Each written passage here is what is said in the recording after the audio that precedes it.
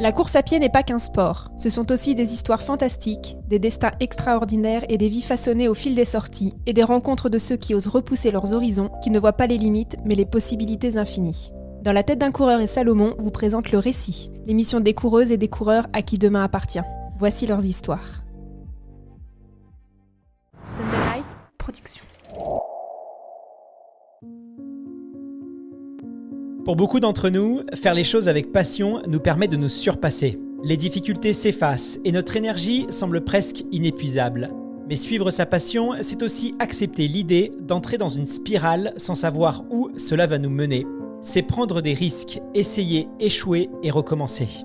Eric a découvert la course à pied par hasard, au détour d'une conversation presque anodine et pourtant si décisive. À cet instant, il était loin d'imaginer quel impact ce sport allait avoir sur sa vie. Passionné par Bob Dylan, Martin Scorsese et la culture américaine, il a tout de suite voulu allier ces deux univers pour vivre un maximum de sensations fortes. Mais il était loin de se douter que parfois la vie nous emmène à traverser des épreuves imprévisibles.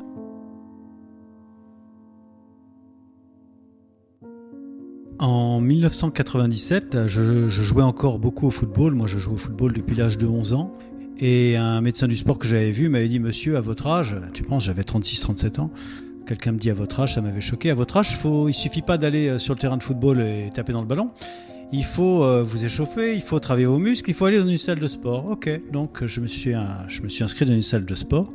Et alors que j'étais en train de faire mes exercices, il y avait un petit groupe de personnes à côté de moi, il devait être 4-5, et je les écoutais, ils étaient en train de raconter leur marathon de New York. Ils rentraient de New York, on devait être au mois de décembre, un truc comme ça.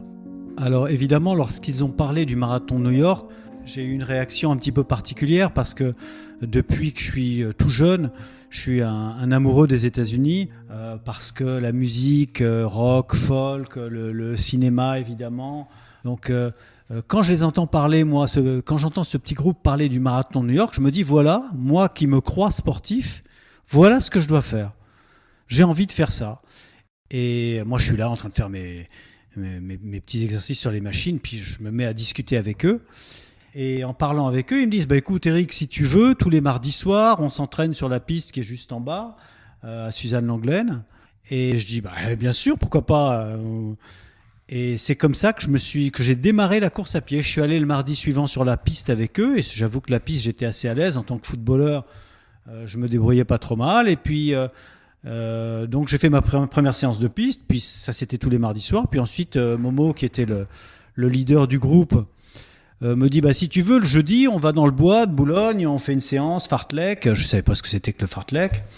Et puis le samedi on fait une grande sortie, on va au parc de Saint-Cloud, on fait 21 km. Donc semaine après semaine, une fois que j'ai compris que la piste me plaisait beaucoup, je me suis dit pourquoi pas. Puis comme les gens étaient sympas, les coureurs étaient sympas, je me suis joint à ce groupe. Et voilà comment je suis rentré dans la course à pied.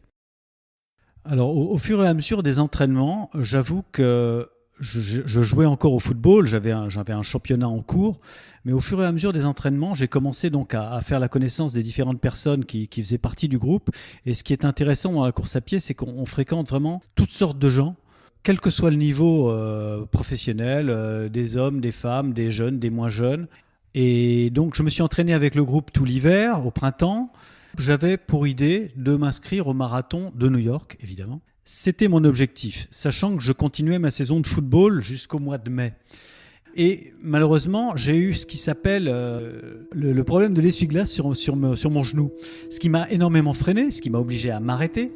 Et ça veut dire que je suis parti au marathon de New York qui a lieu au mois de novembre en m'étant très peu entraîné. Et la plus longue distance que j'avais faite, c'était un 21 km au mois de juillet précédent.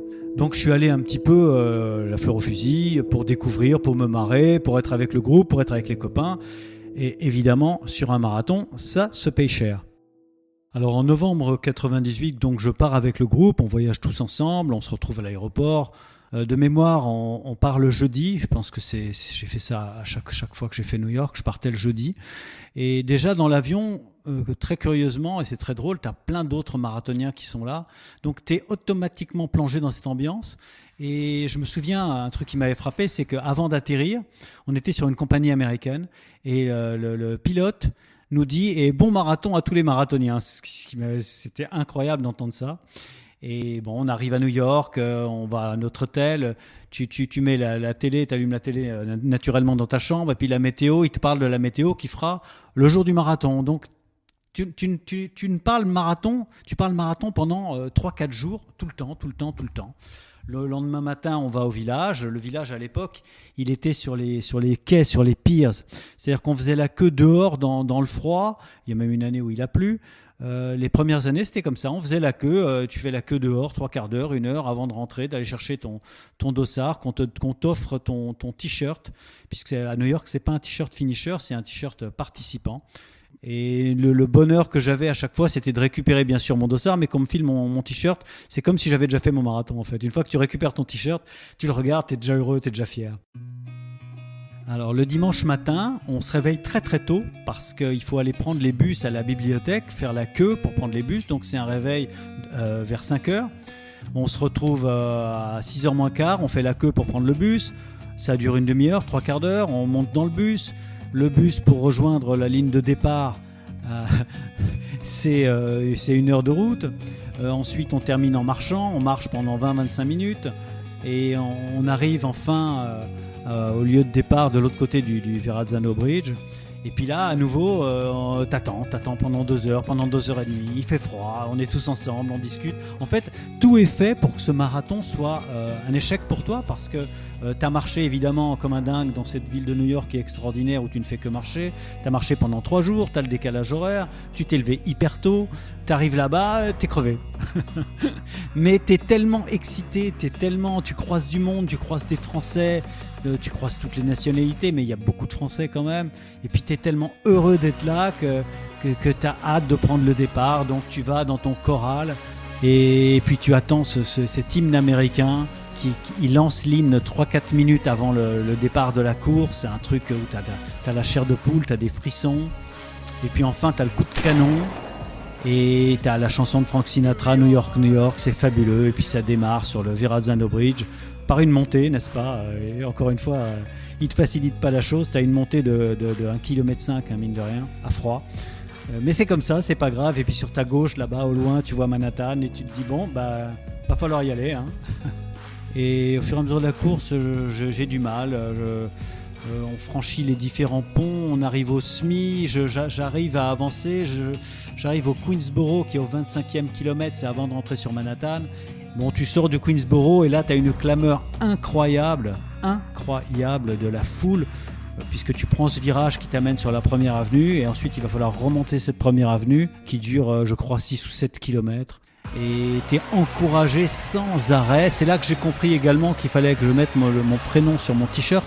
C'est ce que j'ai fait les années suivantes parce que ça te porte littéralement, ça te réveille. Tu as Eric, allez, come on Eric, come on, looking good. Alors que toi, t'en peux plus. Tu rentres dans Central Park qui n'a que des montées, que des descentes. C'est un enfer. Enfin, je sors de Central Park, je me souviens, et moi je savais pas du tout où était la ligne d'arrivée. Dans ma tête, j'étais pas loin de l'arrivée. Je sors de Central Park, je vois pas cette ligne d'arrivée. Je vois un flic new-yorkais, je vais le voir, je lui dis mais elle est où la ligne d'arrivée, j'en peux plus. Et le mec me dit continue, allez, t'es presque au bout. Bon, t'as pas le choix, tu continues. Je marche, je cours, et je finis mon premier marathon donc en 4h37. Alors après cette course, ce qui est assez drôle, c'est que je suis le soir dans ma chambre, j'avais des brûlures sous les 2 pieds. Je me dis bon ça y est, Eric, tu l'as fait ton truc, t'as fait ton marathon, c'est bon. Dimanche prochain t'as match de foot quand même, il va falloir que tu remettes sur pied. Et donc je m'endors, j'étais crevé. Puis le lendemain matin je me réveille et puis j'ai dans la tête 4h37. Je sais ce qu'ont fait mes copains. Je me dis 4h37, franchement Eric, tu dois pouvoir faire mieux. Et là ça y est. C'est ce lendemain matin d'après-course où j'ai compris que j'étais piqué par la course à pied, où j'ai terminé mon année de football et où je ne me suis consacré qu'à la course à pied, avec pour objectif ni un 10 km, ni un semi-marathon, mais le marathon de New York de l'année suivante, c'est-à-dire 99. Et là, avec l'entraînement, j'ai pu gagner 1h01, j'ai fini en 3h36. Donc ça, c'était mes premiers marathons, New York, 1998, 99, 2000. Puis j'ai eu envie aussi forcément de faire un deuxième marathon dans l'année parce que l'idéal pour être performant, c'est un minimum de 2 marathons par an, un au printemps et un en automne. Et c'est ainsi que j'ai pu aller me balader à Londres, à Prague. Moi, j'aimais l'idée de partir en voyage avec les copains, de me retrouver sur un nuage pendant 3-4 jours et de ne parler que marathon, d'oublier tous les petits soucis de la vie quotidienne, professionnelle, familiaux ou autres. J'aimais cette idée d'être en groupe. Alors parmi tous les marathons du monde dont on m'avait parlé, il y en a un qui est quand même assez particulier puisque c'est le plus ancien marathon qui a été organisé, c'est le marathon de Boston. Et le marathon de Boston, il n'est pas accessible à tout le monde parce qu'il faut faire des minima suivant ta catégorie. Et donc j'avais pas ces minima jusqu'à un certain moment. Et grâce à des chronos, grâce à un beau chrono, j'ai pu enfin faire Boston. Sincèrement, j'étais hyper heureux de courir ce marathon et j'avais une grande hâte de le découvrir surtout. Je connaissais pas la ville, je connaissais bien sûr énormément, je connaissais très bien New York, je connais parfaitement la côte ouest également, plein d'autres villes, mais je connaissais pas Boston et on m'en avait dit tellement de bien. Boston était un des marathons qu'on voyait à la télé, donc je le regardais tous les ans ainsi que le marathon de Paris quand je le faisais pas. C'est un marathon télévisé Boston, donc je le voyais qu'à la télé, je voyais qu'il y avait pas mal de collines, mais j'avais une hâte d'aller en découdre à Boston. Alors on est parti pour Boston un vendredi. Pourquoi ? Parce que le marathon de Boston, il a cette originalité de ne pas être le dimanche, il a lieu le lundi. Donc ça nous donnait un jour de plus, c'est pour ça qu'on est arrivé avec le petit groupe le vendredi. On s'est baladé, le samedi on est allé au village, le dimanche on est allé sur la ligne d'arrivée pour la découvrir, c'est toujours sympa, on aime bien faire ça, prendre des photos. Puis on va se coucher parce que le lendemain on se réveille tôt, on se lève tôt et puis il y a les school bus, les fameux school bus jaunes qui nous attendent. Alors dans le bus, avant une course, c'est pas la fête, hein, tout le monde est un peu fatigué et puis déjà concentré, on est un peu dans nos bulles. On rigole, mais c'est souvent des rires un petit peu jaunes parce qu'il y a toujours un stress avant un marathon. Même si pour moi, ça faisait quelques marathons que je courais, même si je savais que j'allais pas pour performer. Tu sais jamais un marathon, c'est une grande aventure. Tu sais jamais ce qui va te tomber, pardon l'expression, mais ce qui va te tomber sur la gueule et quand. Mais tu sais que ça va te tomber sur la gueule.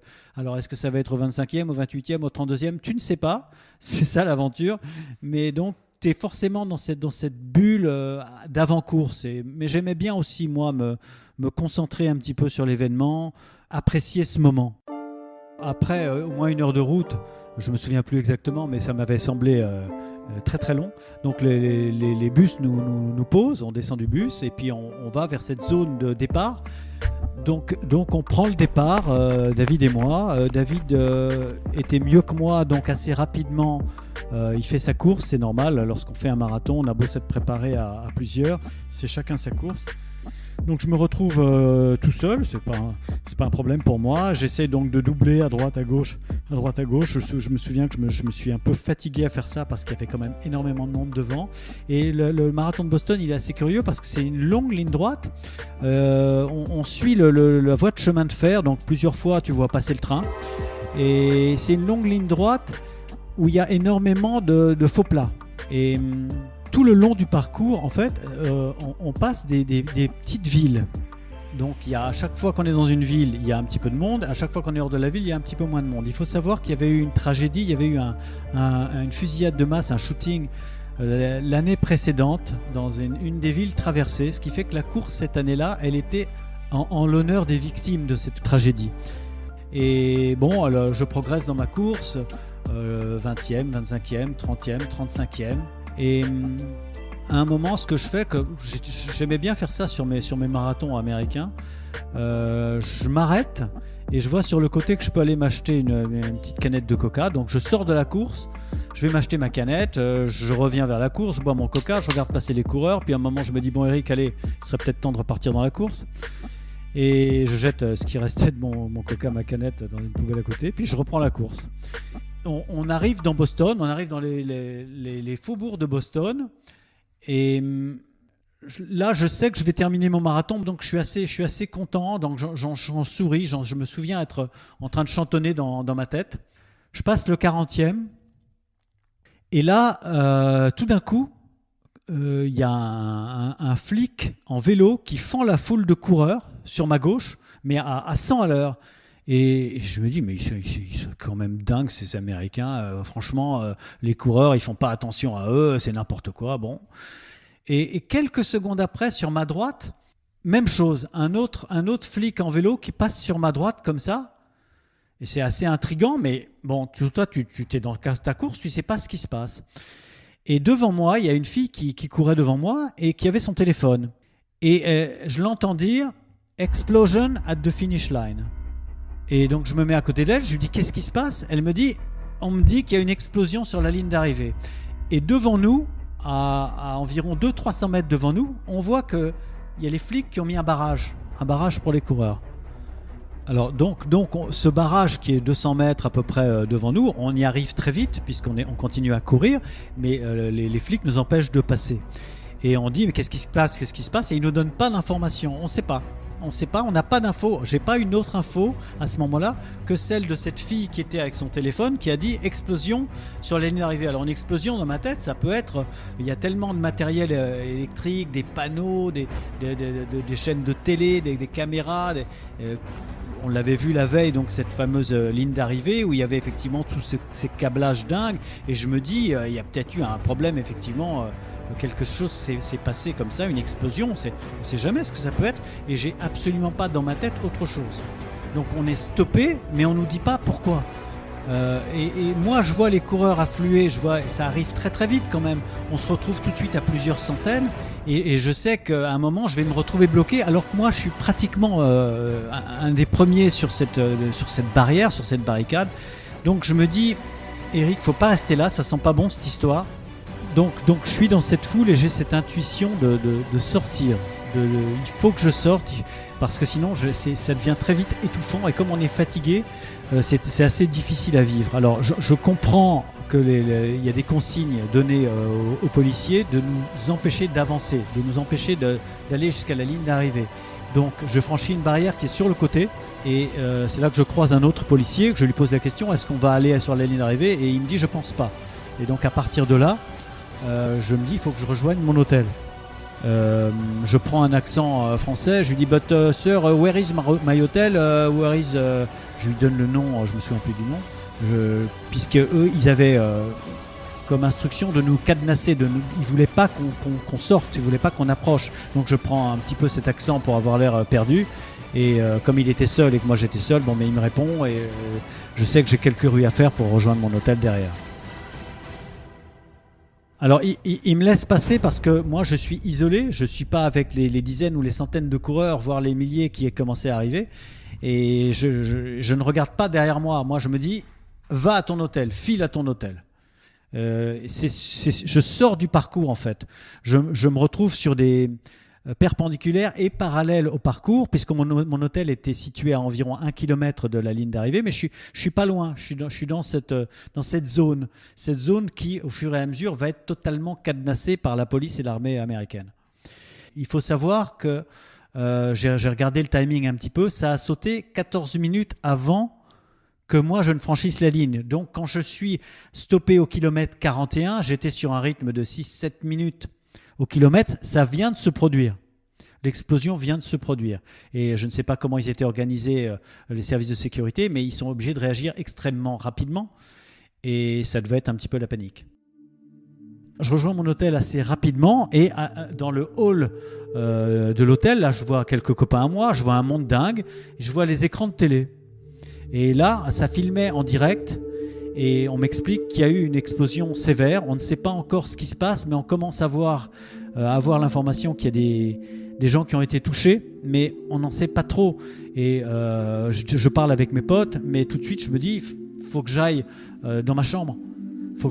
Pourquoi ? Parce qu'il y a mon téléphone dans ma chambre et que j'ai quand même perdu beaucoup de temps et qu'il faut que je vois ce qui se passe. J'ai envie d'avoir des nouvelles de mes proches et voire de leur en donner. Alors j'arrive dans ma chambre et tout de suite je prends mon téléphone évidemment, première chose, et je me rends compte qu'il y a une quantité de messages incroyables, dont évidemment ma femme qui était en panique totale parce que ma femme me traquait. Et elle me traque au kilomètre 15, 20, 25, 30, 35, 40, 40, et ça elle me l'a raconté lorsque je l'ai appelée, et elle me voit pas passer, et elle voit la montre qui continue à s'écouler, et Eric il passe pas, et qu'est-ce qu'il y a un problème, elle se dit il a eu un problème, et elle se met sur moi j'ai un groupe Facebook qui s'appelle Crazy Runners Paris-France que j'ai créé en 2010 avec mes potes, et c'est là qu'elle voit pour la première fois qu'il y a eu une explosion sur la ligne d'arrivée. Et elle me raconte que à ce moment-là, ne me voyant pas passer, c'est la panique totale. Jusqu'au moment où évidemment je l'appelle.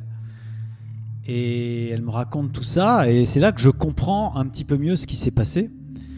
Avec le décalage horaire, il était déjà assez tard en France, donc j'essaye de joindre mes parents, mais mes parents dormaient. Mes enfants, j'envoie des messages, et je redescends dans le hall. Et là, au fur et à mesure, on a des informations sur le fait que c'est pas accidentel, sur le fait que c'est un attentat. Voilà, quoi. Alors à ce moment-là, je regarde un petit peu les chronos, les temps de passage, et je me rends compte donc que ça a sauté 14 minutes avant que moi, en théorie, je passe cette ligne. Et je repense à ce moment où je suis sorti de la course, où j'ai bu ce coca, et je me rends compte que il y a eu des victimes, il y a eu des blessés aux membres inférieurs, énormément de blessés aux membres inférieurs, et je me dis 14 minutes, je me suis arrêté pour mon coca 5-6 minutes, ça s'est joué vraiment à très très peu de choses pour moi, malheureusement. Et mon copain David Lévy, qui avait pris le départ avec moi, et lui a franchi la ligne 4 minutes avant que ça saute. Donc c'est quand même incroyable, dramatique. Je me souviens également qu'on fait vite le compte de qui est là, qui n'est pas là, donc on se rend compte que tout le monde est là sauf une personne. C'est la femme de mon copain Axel, qui elle n'était pas coureuse mais accompagnante, et elle nous avait dit qu'elle allait se positionner sur la ligne d'arrivée. Donc on est un petit peu en panique jusqu'à ce qu'on ait l'information, et ça c'est plusieurs heures après, qu'elle était allée justement pour se positionner sur cette ligne d'arrivée, mais voyant le monde fou qu'il y avait, elle est allée 400 mètres plus bas. Voilà. Ça se joue là encore à rien. Alors on reste en bas assez longtemps avec mes copains, puis à un moment il est tard, je suis fatigué, je monte dans ma chambre, je vais dormir, je regarde la télé bien entendu, je vais dormir. À la télé, on ne voyait pas d'image de blessés. C'est quelque chose que j'ai noté. J'ai vu la différence lorsque je suis rentré à Paris, où à Paris, on voyait des blessés. Aux États-Unis, ils ne nous montraient pas de blessés. Le lendemain matin, nous, on partait le lendemain. On avait l'avion, je crois, en fin d'après-midi. Le lendemain matin, avec mes copains, on s'est donné rendez-vous. Et puis, on est sorti de l'hôtel. On s'est dit, on va aller se promener un petit peu. Il faisait un ciel bleu magnifique. La ville était totalement cadenassée, c'était assez impressionnant. Il y avait des militaires, il y avait des camions militaires, des voitures, des motos, il y avait la police, il y avait toutes sortes de corps d'armée et des hélicoptères dans tous les sens, parce qu'ils étaient en chasse à l'homme, mine de rien. Et nous, on a pu quand même, on ne montrait pas de blanche, on a pu se promener, aller jusqu'au port, etc. Je suis allé chercher ma médaille parce que mine de rien, vu que je n'avais pas franchi la ligne, je n'avais pas eu ma médaille, et ils avaient annoncé que les gens qui étaient dans mon cas pouvaient aller à un endroit et qu'on allait nous remettre la médaille. Donc j'ai récupéré ma médaille à cet endroit-là. Alors la journée se passe, on se promène, on croise des coureurs, on discute, on va à l'aéroport. Là on se retrouve forcément entre Français puisqu'on prend tous le même vol pour Paris, et chacun raconte un petit peu son histoire, comment il a vécu le truc. Très très peu de gens que j'ai croisés ont pu me raconter ce qui s'était passé, puisque soit ils étaient passés avant, soit ils avaient été bloqués comme nous. Donc c'était assez curieux. Encore une fois, nous, les seules infos qu'on avait sur place, c'était en regardant la télévision. Alors on prend l'avion et puis on arrive à Charles de Gaulle, et lorsque l'on sort, on récupère nos bagages. Lorsque l'on sort, il y a des journalistes qui nous attendent et qui cherchent à faire des interviews, qui demandent aux uns et aux autres vous avez vu quelque chose, est-ce que vous voulez raconter? Et là mon copain David se fait lui interviewer, et moi je décline l'invitation. J'étais un petit peu plombé par tout ça, et j'avais qu'une envie, c'était de rentrer chez moi, de voir ma femme, de voir mes proches. Alors, il faut savoir que quelques semaines après Boston, j'ai reçu par la poste une deuxième médaille, puisqu'ils ne savaient pas qui était venu chercher la médaille ou pas le lendemain, mais ils savaient qui n'avait pas terminé le marathon, forcément. Donc, ils ont envoyé systématiquement à tout le monde par la poste la médaille. Je me suis donc retrouvé avec 2 médailles. Et ensuite, le marathon de Boston a communiqué sur toutes les personnes qui étaient dans mon cas en nous disant qu'on était privilégiés pour avoir un dossard pour l'année suivante. Donc, peu importait si on avait les minima ou pas, mais on pouvait avoir notre dossard. Alors, la question s'est posée pour moi quant à savoir si j'avais envie ou pas de retourner à Boston, recourir ce marathon pour, pourquoi pas, cette fois-ci, franchir cette ligne d'arrivée, chose que je n'avais pas faite. Et non, j'avais pas envie de retourner. J'ai jamais recouru Boston, je ne suis jamais retourné à Boston. Ça reste le souvenir que c'est dans ma tête. Par contre, je suis allé courir à New York le mois de novembre suivant, avec des conditions de sécurité très très importantes, vu ce qui s'était passé à Boston quelques mois auparavant. Mais Boston, en tout cas dans ma tête, ils m'ont relancé plusieurs fois et je leur ai écrit que je ne désirais pas retourner courir Boston. Alors, ce que je retiens de cette histoire, c'est évidemment un souvenir triste. On ne peut pas, ça ne peut pas être autrement. Maintenant, ça ne m'a pas empêché de continuer à courir d'autres marathons. J'ai 2 courses qui sont un petit peu particulières dans ma mémoire. C'est évidemment Boston 2013 et c'est New York 2001, puisque j'avais couru le marathon de New York 2 mois après les attentats. Et là, la ville était dans un état très très particulier. Il y avait une odeur très spéciale. Il y avait un policier par coureur, il y avait une sécurité partout. Et Boston ou New York, ça reste un petit peu dans mon souvenir la même ambiance. Maintenant, la course à pied, le running en général m'a apporté, ça fait maintenant près de 25 ans que je cours, m'a apporté énormément de choses, des choses négatives. J'ose pas appeler ça du négatif, puisque moi je m'en suis sorti et mes copains s'en sont sortis sans aucun souci.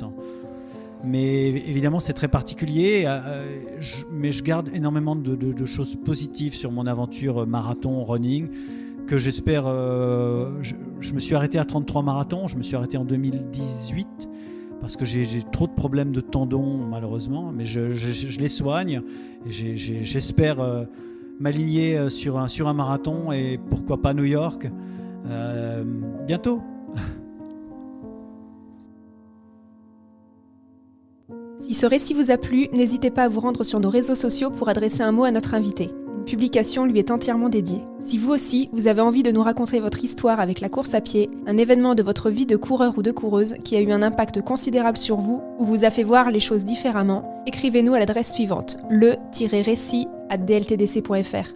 Ce programme vous a été proposé par Salomon. Façonne le futur du sport depuis 1947, Salomon, Tomorrow is yours.